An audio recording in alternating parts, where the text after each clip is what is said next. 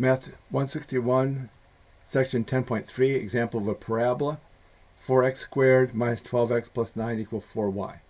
We know this parabola is going to open up or down because we have an x squared term but no y squared term. So the standard form for a parabola opening up or down, x minus h quantity squared equals 4 times p times the quantity y minus k.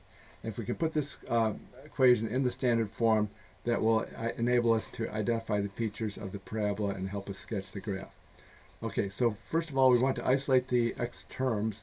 So we want to subtract 9 from both sides of the equation. So we'll have the x term, only the x terms will be on the left side. And that'll give us 4x squared minus 12x equals 4y minus 9.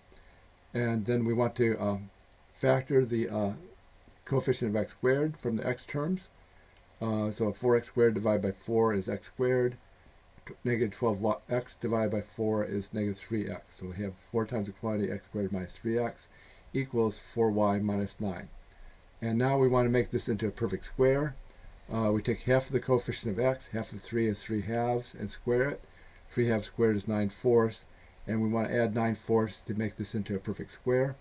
The 9 fourths that we're adding is inside parentheses with a 4 on the outside, so really we're adding 4 times 9 fourths, and we want to do the same thing to the other side of the equal sign, add 4 times 9 fourths. Okay, so now we can factor the left side and simplify the right side of the equal sign. This will factor into the quantity x minus 3 halves times the quantity x minus 3 halves. You can check with the FOIL method. X times x is x squared. The outer product is negative 3 halves x. Inner product is negative 3 halves x. You add those, you get negative 6 halves x, which reduces to negative 3x. And last times last, negative 3 halves times negative 3 halves is 9 fourths. On the right side of the equal sign, the 4's will cancel. We'll have negative 9 plus 9 is 0. And so that will cancel, and we're just left with 4y on the right side of the equal sign. Okay, so now we want to write this in exponent form. We can write it more compactly in exponent form as 4 times the quantity x minus 3 halves quantity squared is equal to 4y. Okay. That's 4 times the quantity x minus 3 halves squared equals 4y.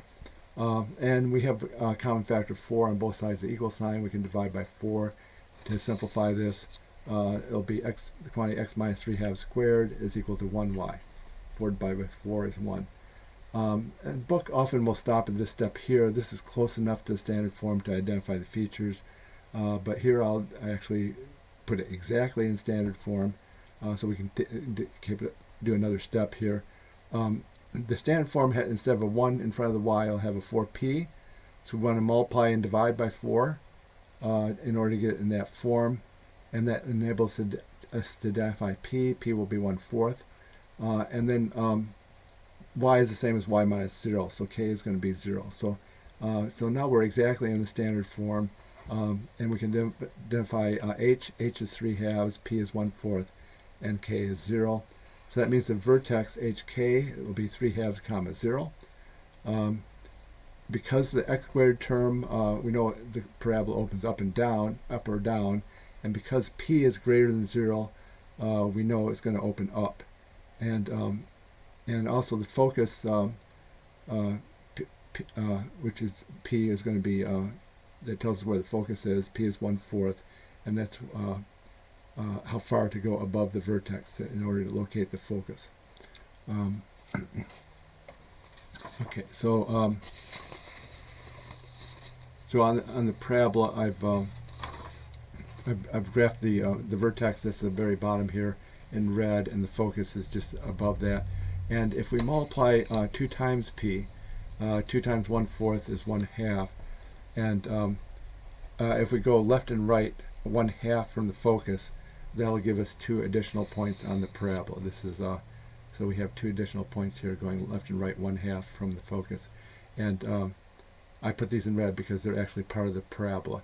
The line segment connecting these 2 points is called the lattice rectum.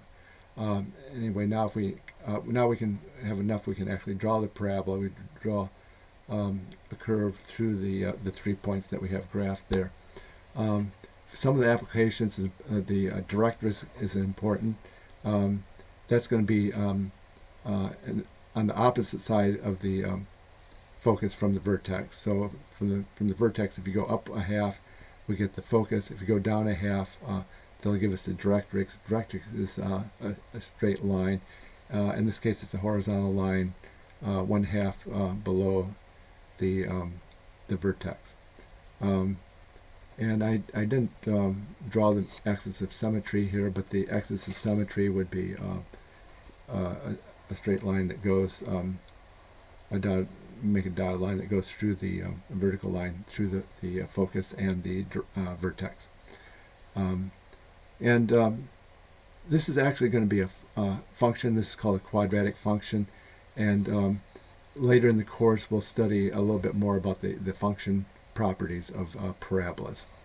And that concludes this presentation.